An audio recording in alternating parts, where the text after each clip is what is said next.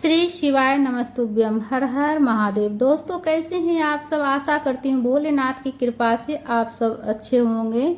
सावन शिवरात्रि के दिन गुरुदेव द्वारा बताए हुए विधि के अनुसार आज मैं आप सबके साथ शेयर करूंगी सावन शिवरात्रि की पूजा विधि। गुरुदेव द्वारा ही विधि है ये। और जिस समय देखिए गुरुदेव पूजन कराते हैं, शाम में 7 बजे ऑनलाइन पूजन करवाते हैं शिवरात्रि के दिन, सावन शिवरात्रि के दिन। तो उस टाइम पर अगर आप पूजन करते हैं तो देखिए टीवी में या फिर फ़ोन में देखते हुए ही पूजन करना होता है। तो उस टाइम पर जो है ना पूजा में मतलब ध्यान जो होता है, सारा ध्यान रहता है कि हमें मतलब देखना है कि हम कैसे पूजन करेंगे। तो बस इस बात से जो है ना थोड़ा सा ध्यान थोड़ा भटक जाता है। तो इसीलिए से पूजा विधि जो है ये गुरुदेव द्वारा बताया हुआ ही है। तो पहले आप देखकर उस पर आप वो जो है ना शाम में 7 बजे आराम से पूजन कर सकते हैं। 7 बजे 7:30 बजे भी आप पूजन कर सकते हैं। आधा घंटा 1 घंटा इधर उधर भी हो जाए ऊपर से तो कोई दिक्कत नहीं है, पूजन कर सकते हैं।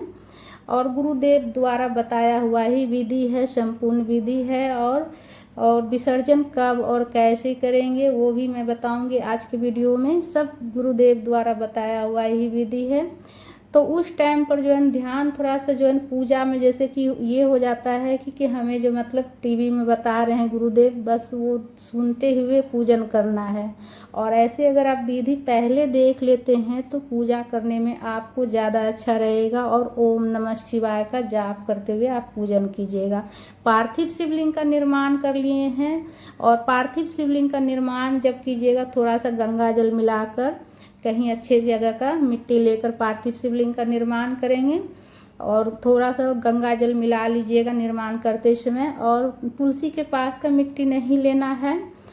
और बेलपत्र का आसन देकर देखिए एक प्लेट के ऊपर मैं रखी हूँ। और जो बेलपत्र रहता है, बेलपत्र का जो डंटी है वो रहना चाहिए उत्तर दिशा की तरफ। और जो जलाधारी है वो भी उत्तर दिशा की तरफ होनी चाहिए। इस बात का खास ध्यान रखिएगा घर में पूजन कीजिएगा तो। जो जलहरी है, जलाधारी जो है, उसका मुख उत्तर दिशा की तरफ रखना है। और बेलपत्र में जो डंटी है उसका भी मुख उत्तर दिशा की तरफ। उसके बाद अभिषेक करने के लिए बड़ा सा एक थाली ले लीजिएगा, गहरा थाली, उसमें स्वास्तिक बना लेंगे हम।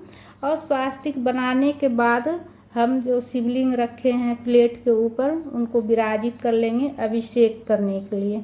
तो प्लेट के ऊपर रखने से ये होता है कि जब हम अभिषेक करते हैं तो वो सही से मतलब जो मिट्टी का शिवलिंग है, पार्थिव शिवलिंग, वो खंडित होने का डर नहीं रहता है। और अभिषेक करते समय, पूजन करते समय शिवलिंग खंडित होना शुभ नहीं होता है। इसीलिए से जो है ना किसी प्लेट के ऊपर रखिएगा। स्वच्छ जल में गंगा जल मिला कर लेंगे पूजा करने के लिए। और देखिए हाथ पोंछने के लिए एक साफ सुथरा कपड़ा रख लीजिएगा, धुला हुआ कपड़ा, ठीक है, हैंकी या कोई भी साफ कपड़ा होना चाहिए, धुला हुआ स्वच्छ कपड़ा होना चाहिए। इसलिए कि जब पूजन एक बार शुरू होती है तो बार बार पूजा के समय उठना नहीं है, एक बार सारा सामग्री लेकर बैठिएगा। उसके बाद देखिए बाएं हाथ से अपने सीधे हाथ में 3 बार जल लेंगे, ग्रहण करेंगे, भगवान का स्मरण करते हुए, सभी देवी देवता का ध्यान करते हुए, स्मरण करते हुए। और 3 बार जल पिएंगे। इस तरह से आचमन हो जाता है, जल पिएंगे। और उसके बाद देखिए जल पीने के बाद फिर हम हाथ में जल लेंगे और हाथ में जल लेकर हाथ को धो लेंगे। दोनों हाथ को इस तरह से मिलाकर धो लेंगे। तो ये गुरुदेव द्वारा बताया हुआ ही है। और उसके बाद हम कपड़े से पोंछ लेंगे। और उसके बाद देखिए सीधे हाथ से हम बाएं हाथ में जल लेंगे, ठीक है। सीधे हाथ से जो होता है मतलब सीधे हाथ से बाएं हाथ में जल लेना रहता है। और उसके बाद हम सीधे हाथ से बाएं हाथ पर रखा हुआ जल उठाएंगे और अपने बदन पर छीटेंगे, शुद्धि करेंगे, ठीक है। तो इस तरह से भगवान का स्मरण करते हुए ओम नमः शिवाय, ओम गणेशाय नमः, इस तरह से बोलते हुए शुद्धिकरण करेंगे। उसके बाद देखिए पुष्प का आसन दिए हैं।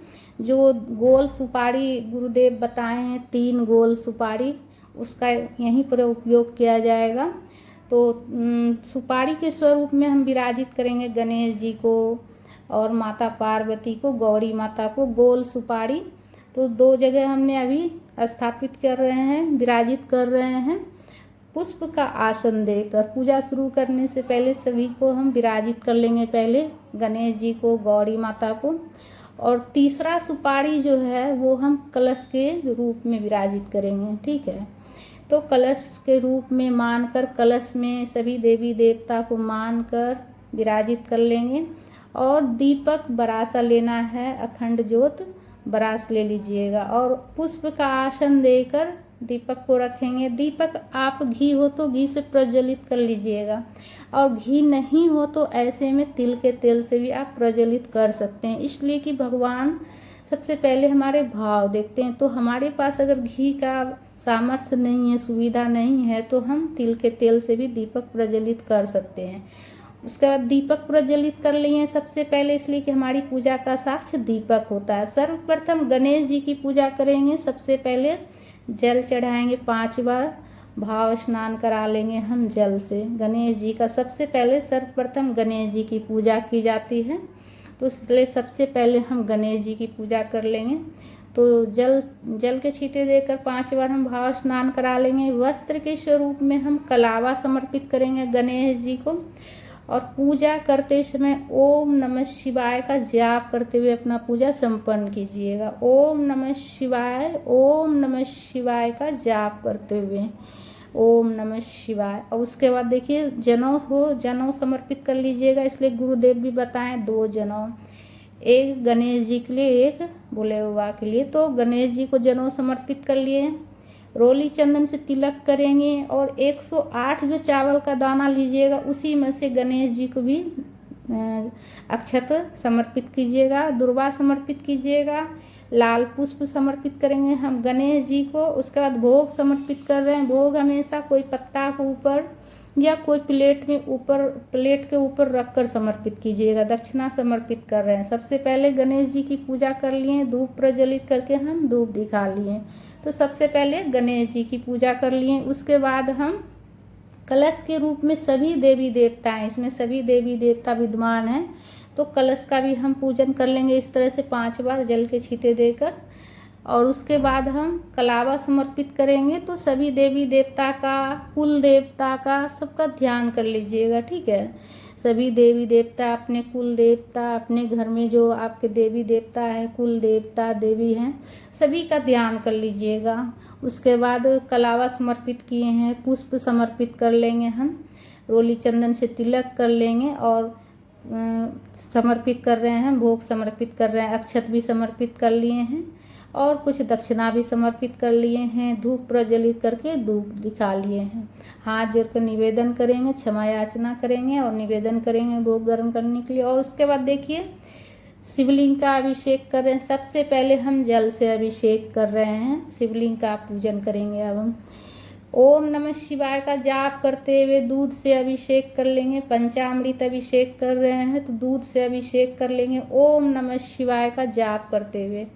उसके बाद हम पहले जल से, स्वच्छ जल में गंगा जल मिलाकर, उसके बाद दूध से, उसके बाद फिर घी से अभिषेक कर लेंगे ओम नमः शिवाय का जाप करते हुए। घी अच्छे से गला कर ले लीजिएगा, थोड़ा थोड़ा ही बस चढ़ाना रहता है। और उसके बाद फिर हम दही से अभिषेक कर रहे हैं और उसके बाद फिर हम शहद से अभिषेक कर लेंगे ओम नमः शिवाय का जाप करते हुए। तो पंचामृत में 5 चीज़ होती है, दूध, दही, शहद, शक्कर, घी, ये 5 चीज़ से बारी बारी से अभिषेक करना होता है। तो लास्ट में हम शक्कर से अभिषेक कर रहे हैं, तो किसी चीज़ से भी आगे पीछे करके आप कर सकते हैं। और फिर लास्ट में हम जल से अभिषेक करेंगे और उसके बाद हम बाबा का श्रृंगार करेंगे, भोले बाबा का अच्छे से श्रृंगार करेंगे।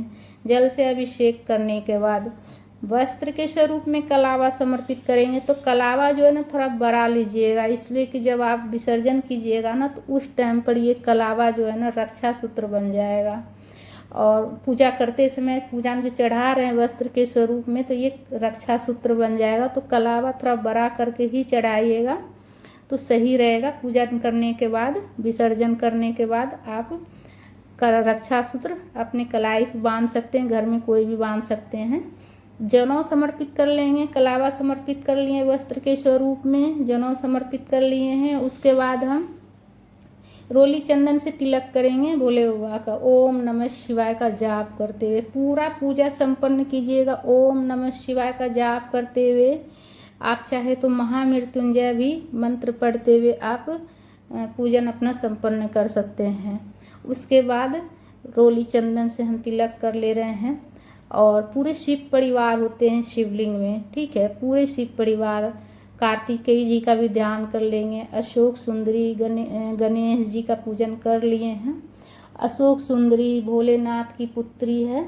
पूरे शिव परिवार का ध्यान कर लेना है, नंदी महाराज सबका ध्यान। और 108 चावल जो गिन कर लीजिएगा उसी में से आपको सभी भगवान पर चढ़ाना है। शिवलिंग में भी चढ़ाना है, गणेश जी में भी चढ़ाना है।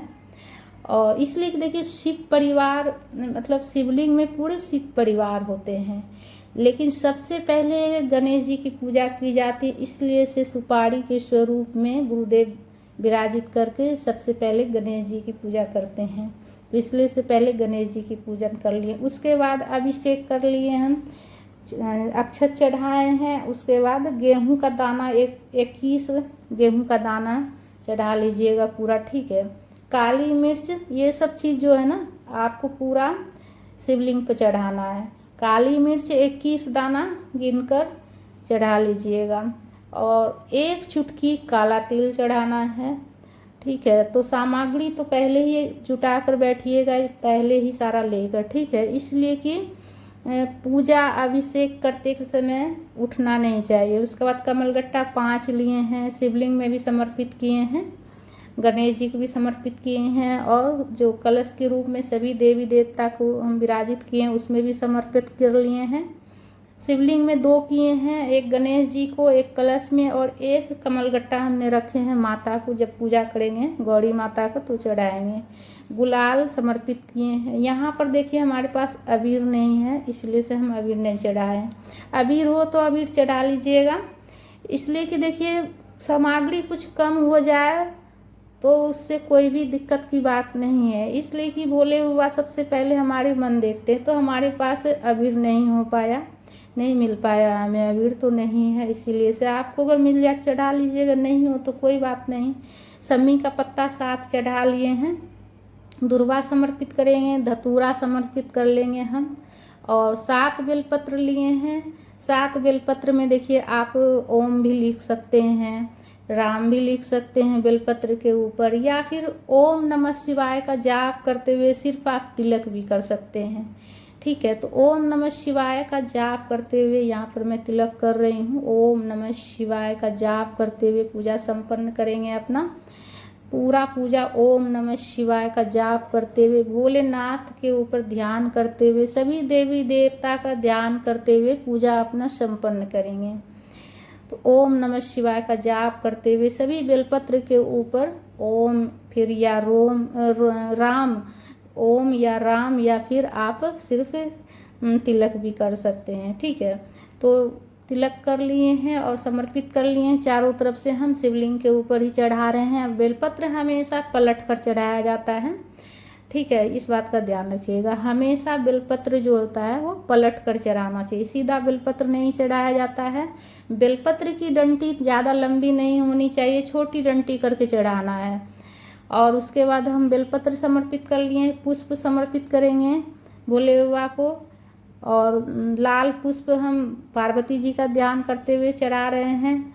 आक धतूरा का जो भी पुष्प मिल जाए चढ़ा लीजिएगा, सफ़ेद पुष्प, पीला पुष्प, जो भी फूल हो चढ़ा लीजिएगा प्रेम भाव से। इसलिए कि भोले बाबा बहुत ज़्यादा दयालु होते हैं, प्रेम से जो भी आप चढ़ा लीजिएगा और भोले बाबा स्वीकार कर लेते हैं। प्रेम भाव से चढ़ाइएगा, खुश होकर ओम नमः शिवाय का जाप करते हुए भोग समर्पित कर रहे हैं किसी पत्ता के ऊपर ही। तो ये सारा पत्ता मैं आम का ली हूँ, जो कि तोड़ कर मैं रखी थी, आम का पत्ता है।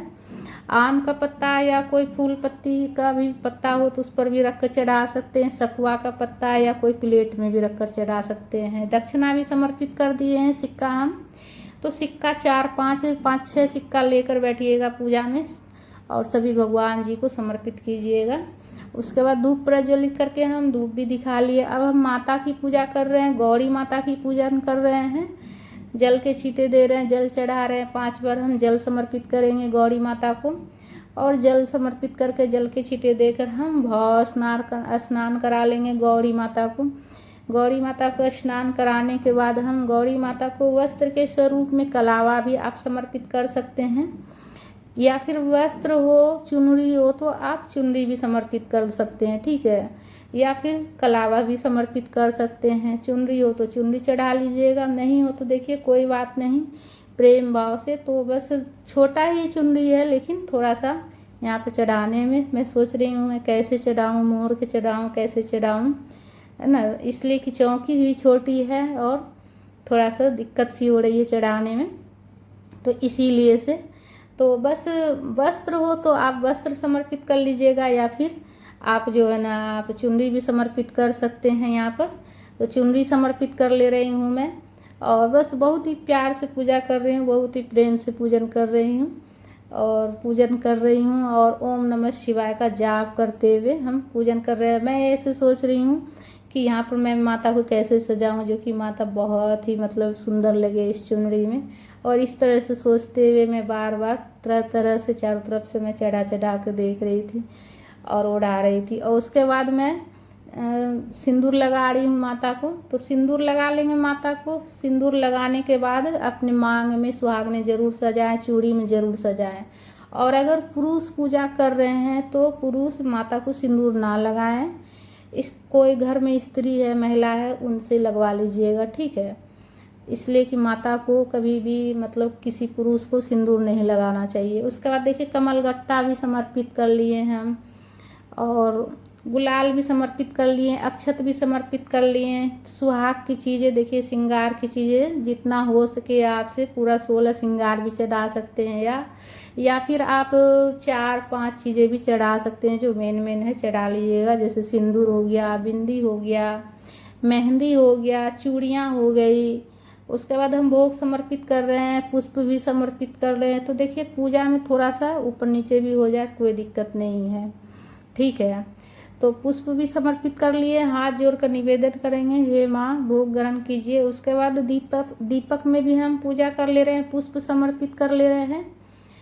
तो देखिए लाल पुष्प 7 लीजिए, या फिर आप जो है ना लाल पीला मिला कर भी 7 की संख्या में पुष्प ले सकते हैं आप। दीपक में भी हम पुष्प समर्पित कर लिए, अक्षत समर्पित कर लिए, इसलिए कि अग्निदेव है, और माता को भी दक्षिणा समर्पित किए हैं। उसके बाद देखिए मिठाई का भोग लगा रहे हैं। तो सभी भगवान जी का एक जगह पर ही मैं 5 मिठाई रखकर भोग समर्पित कर रही हूँ। तो एक प्लेट में ही कर सभी देवी देवता का ध्यान करते हुए एक जगह पर मैं मीठा में भोग समर्पित की हूँ। और देखिए धूप प्रज्वलित पहले जो किए थे पूजा करते करते थोड़ा वो शांत सा हो गया था, तो दूसरा धूप प्रज्वलित करके हम फिर दूसरा दिखा लिए हैं। तो जब बैठिएगा तो पूरा डब्बा ही लेकर बैठिएगा, ताकि बीच में धूप बत्ती अगरबत्ती की ज़रूरत पड़े तो आप और फिर प्रज्वलित कर लीजिएगा। घी का डब्बा ये सब लेकर बैठिएगा सामने में। उसके बाद देखिए पान के ऊपर लौंग, इलायची, बतासा रखकर हम समर्पित कर रहे हैं मुख शुद्धि के लिए। भोग लगाने के बाद सबसे लास्ट में पान का भोग समर्पित किया जाता है। आप पान का बीरा भी बनाकर आप भोग समर्पित कर सकते हैं भोले बाबा का, और सभी देवी देवता का ध्यान करते हुए एक पत्ता पर एक पान का पत्ता और एक गणेश जी को हम समर्पित किए हैं।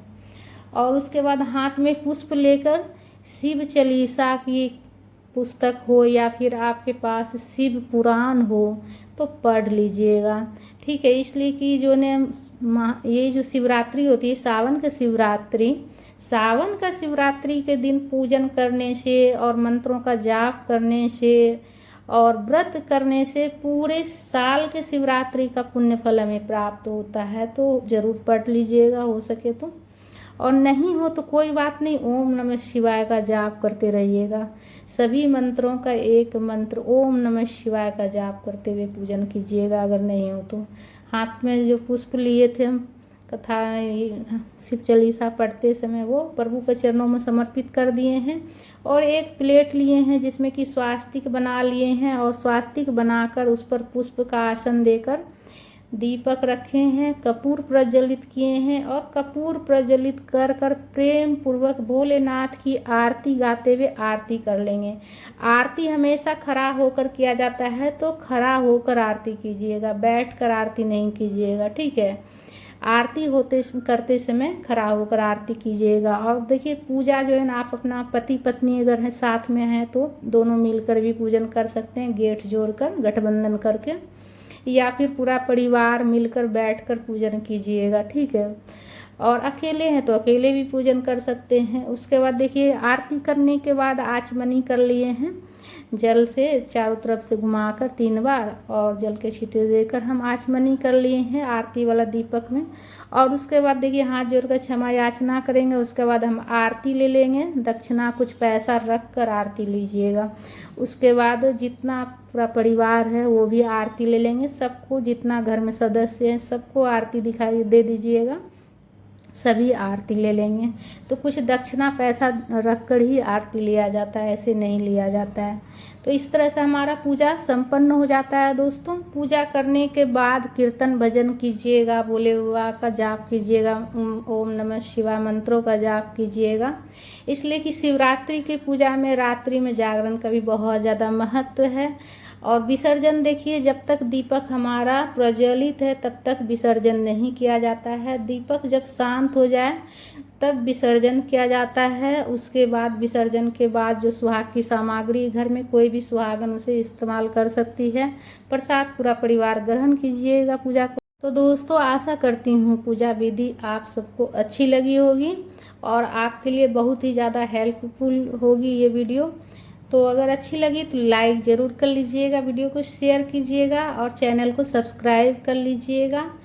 सरल विधि पूजा विधि ही मैं बताती हूँ और संपूर्ण विधि बताती हूँ। तो पूजा पाठ का वीडियो देखने के लिए चैनल को सब्सक्राइब कर लीजिएगा, वीडियो को ज़्यादा से ज़्यादा शेयर कीजिएगा और हर हर महादेव का जयकारा लगाना मत भूलिएगा। राधे राधे।